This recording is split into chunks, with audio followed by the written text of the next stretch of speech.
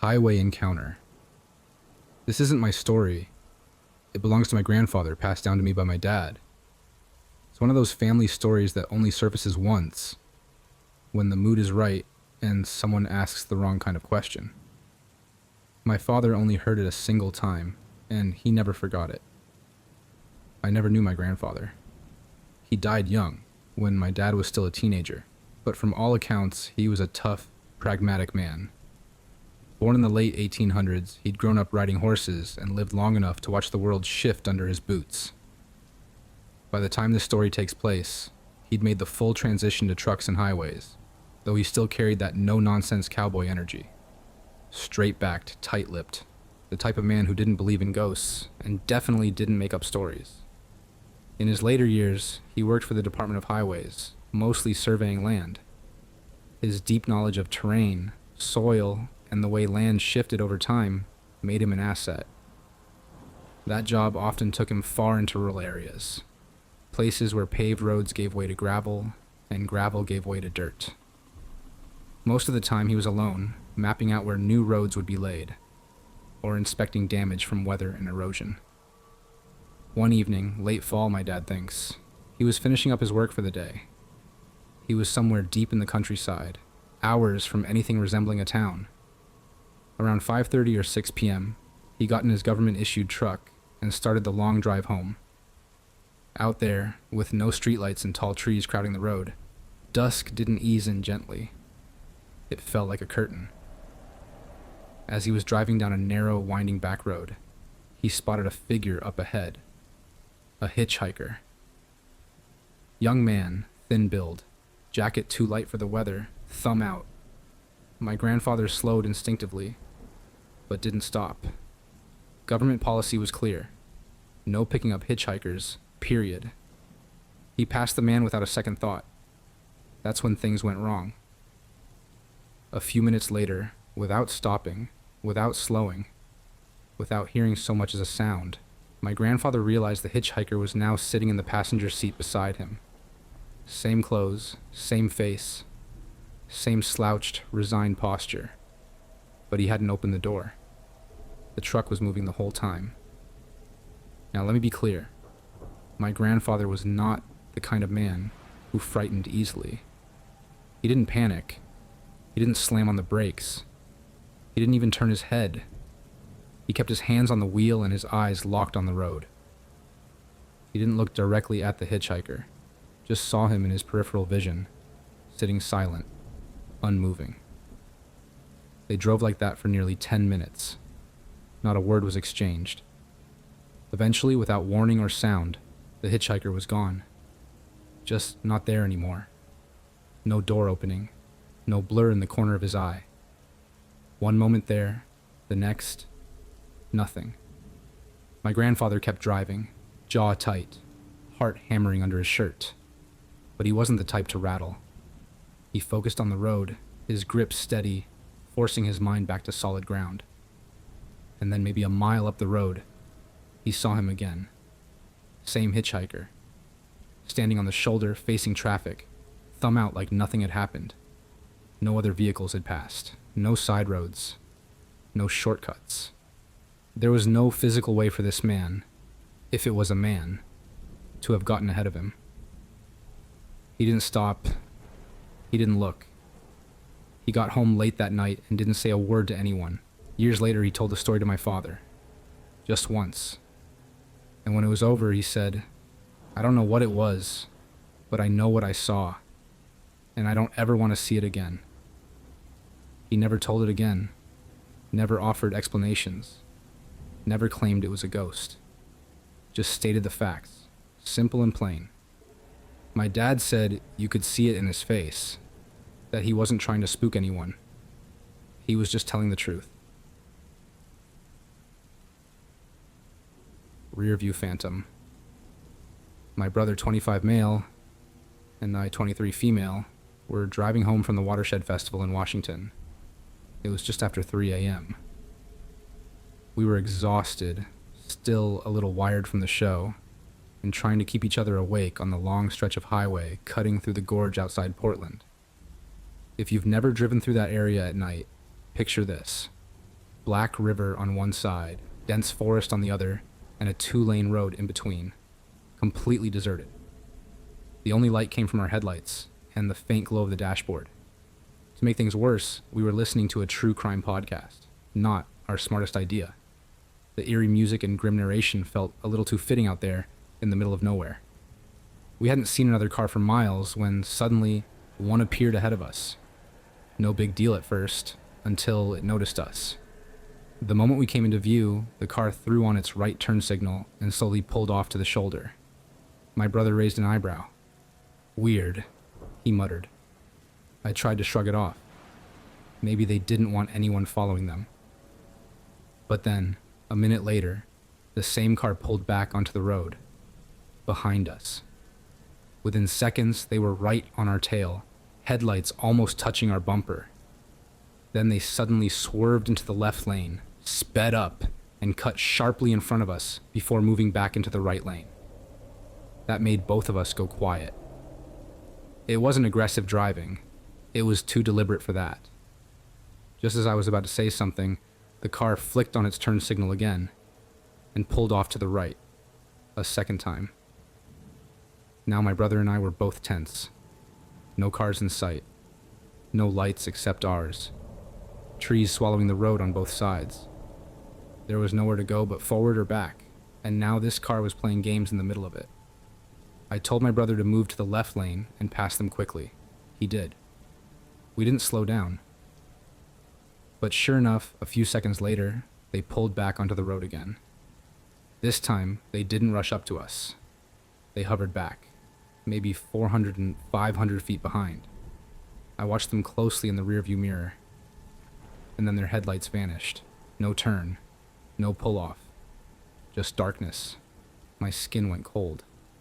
I leaned forward, squinting into the mirror, trying to catch any hint of their shape behind us. Nothing. We knew they were still there, but we couldn't see them. And then the blind spot monitor lit up. Their car was right beside us. No lights, dead silent, just floating there in the dark like a ghost.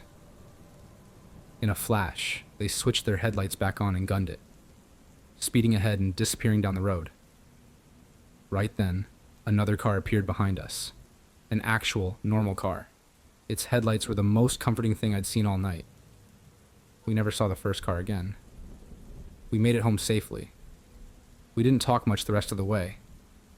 I've gone over that night 100 times in my head. I'm almost sure it was just some bored kid trying to freak us out. And if that was the goal, they nailed it. But there's still that tiny part of me that wonders if they were testing something else. And what would have happened if we'd pulled over too?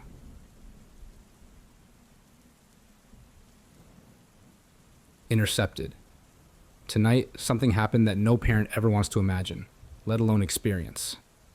My 11-year-old son and 2 of his close friends, ages 10 and 14, narrowly escaped what I truly believe could have been an attempted kidnapping. It was around 9 p.m., still light outside. Summer dusk, that hazy time of day where kids are squeezing out the last minutes of freedom before dark. They were playing at the local elementary school park, just a short walk from our apartment. We've always considered the area safe. I had just settled into the couch when my phone rang. It was my son. His voice was shaking. He could barely form words between breaths. I could hear screaming, heavy footsteps, and wind rushing past the speaker. He said a man was chasing them. Not just following, not just watching. Chasing. Jumping fences, running full speed, trying to grab them. The panic in his voice was like nothing I've ever heard. My stomach dropped and every parental instinct I had took over. I didn't ask questions. I grabbed my keys, ran to my SUV, and tore down the road toward the school. I stayed on the phone, trying to keep him calm, though I could barely stay composed myself. All I could hear was chaos, the crunch of gravel, the slap of sneakers, shouts. They were running for their lives. When I turned onto the street near the school, I saw them. 3 kids sprinting across the open field, and behind them, a man stumbling after them, arms out, fully committed to the chase. He wasn't just some guy lingering near the park. He was actively pursuing children. I swerved the SUV toward him, Not enough to hit him, but enough to make it clear I was there, and I was done watching. He froze in his tracks, probably surprised anyone showed up. I jumped out and confronted him head on. He reeked of alcohol, his words slurred, eyes wild. He didn't say anything that made sense. No apologies, no explanation. Just stood there, swaying, stunned. I didn't hold back. I let him know exactly how serious this was. I yelled. I got in his face. I told him if he took one more step toward those kids, we'd have a much bigger problem. He mumbled something and started stumbling away down the street, still looking over his shoulder like he couldn't believe what just happened. Meanwhile, my son and his friends were frozen on the edge of the field, absolutely wrecked, shaking, pale. My son ran to me and just broke down. He couldn't even speak. The 10-year-old was crying. The 14-year-old was trying to act tough, but his voice was trembling. These boys were terrified. Let me be clear. This was not some misunderstanding or a weird encounter that got blown out of proportion. This was a grown man chasing 3 kids with real intent. And if I hadn't gotten there when I did, I honestly don't know how it would have ended. We got home safe, but none of us will forget it. The kids are rattled, and I'm still coming down from the adrenaline. I'll be filing a police report first thing in the morning. This can't go undocumented. And I'm sharing this publicly because parents in the area need to know. If your kids were out around the elementary school park tonight, check in with them. Ask if they saw anything. If anyone else had a similar encounter or knows who this man might be, please reach out to the authorities. Parks are supposed to be safe spaces for kids to laugh, play, and just be kids. What happened tonight shattered that, and I refuse to let it slide. I'm proud of the boys for running, for calling for help, and for sticking together. And I'm grateful I got there in time.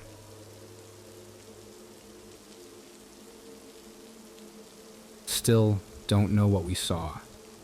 I'm not posting this to scare anyone. I just need to get it out. It's been stuck in my head for years like a thorn I can't pull out. If anyone else has seen something similar, especially around that area, I'd genuinely like to know. This happened when I was 18 or 19. It was summer, late July or maybe early August. The nights were warm enough to skip sleep, so my friend and I had this habit of driving through the countryside after midnight. No destination. Just open roads, quiet conversation, and low music drifting from the speakers. That night it was close to 1:30 a.m. We were on one of those narrow country roads that snake through the fields outside town. No streetlights, no buildings, just the car's headlights and the endless dark. We were going slow, in the middle of a conversation about something personal. I don't remember what. I just remember the sudden stop. My friend hit the brakes hard. Not panicked, more like pure instinct. The kind of stop where your breath catches, but no one yells. In the beams of the headlights, there was a man. He was crossing the road from left to right, coming out of the tall grass and heading into another open field. Completely naked. Skin a strange, pale beige. Almost gray in the light, but flat, like unpainted clay. But it wasn't his appearance that haunted me. It was the way he moved. He didn't walk like someone running away from something, or someone lost or drunk. He moved like he didn't belong in his body, like every step was disconnected. His limbs hung low and loose, his head tilted slightly down. No expression, no reaction to the car, not even a glance. He didn't look at us, didn't flinch at the headlights, just floated across the road in this strange, sluggish glide. Then he vanished into the tall grass on the other side. We sat in silence for a second, just long enough to register that something was off. Then my friend said, barely above a whisper, "Was he naked?" And then we took off. No one told the other to go. It just happened. Like we both realized at the same time that whatever that was, we didn't want to be near it. We didn't talk much for the rest of the drive. Neither of us tried to make sense of it. I wasn't exactly scared, not in the horror movie way, but something about that moment stuck with me. like we'd brushed against something we weren't supposed to see. The next afternoon, curiosity got the better of us. We drove back to the spot. It wasn't hard to find. There was a twisted, leaning tree near the roadside that marked it clearly. We got out and looked around. Nothing. No footprints, no path, no signs of a house or shelter. Just two wide fields. No reason anyone would be out there on foot, much less naked, much less like that. I've turned that night over in my head 100 times. I've told it a few times, but only to people I trust.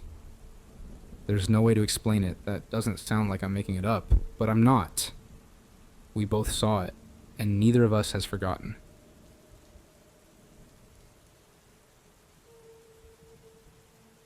Old man at the bar. I am female, 28 years, and I bartend at a bar restaurant. Tonight, a strange old man came in.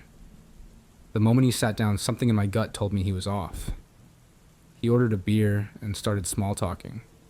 Normal stuff at first. Said he grew up around here, but moved to the state capital in the 70s or 80s. Apparently, he visits town for 1 week every July. For the first 10 minutes, it felt like a typical conversation.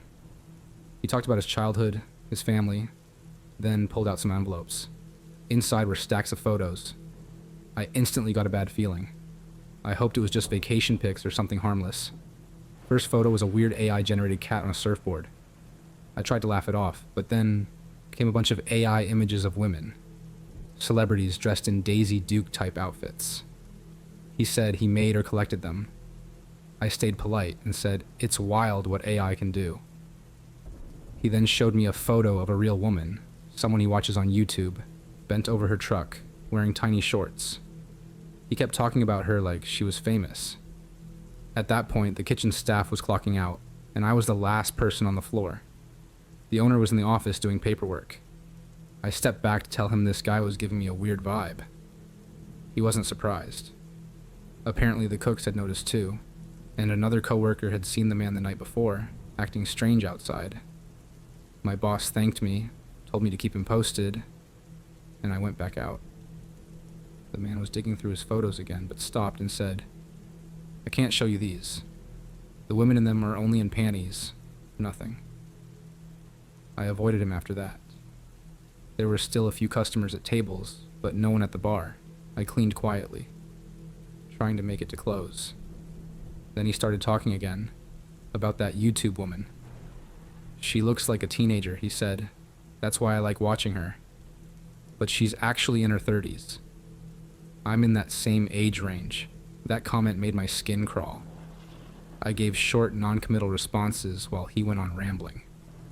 We were down to the last few minutes before close. All other patrons had left. I told him we were closing soon, and he should start packing up. That's when he dropped something that made my blood run cold. He said he moved to the capital because he was told to leave the city. The county court had sent him away. I didn't say anything, but he kept going. Said it was over a breast-related incident with a girl in elementary school. Then claimed the girl lied to a teacher, even though nothing happened. But no one believed him. Said he was bitter for years, until he learned the girl had special needs, and couldn't have made up a lie like that.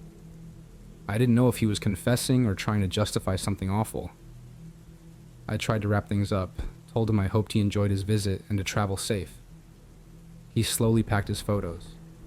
I walked to the front door to lock up after he left, but he kept drifting toward me, like he didn't want to leave. I called my husband and kept my phone in my pocket just in case. Then the owner came out and shut off some lights, thankfully. I firmly told the man it was time to go. He walked to the door, finally.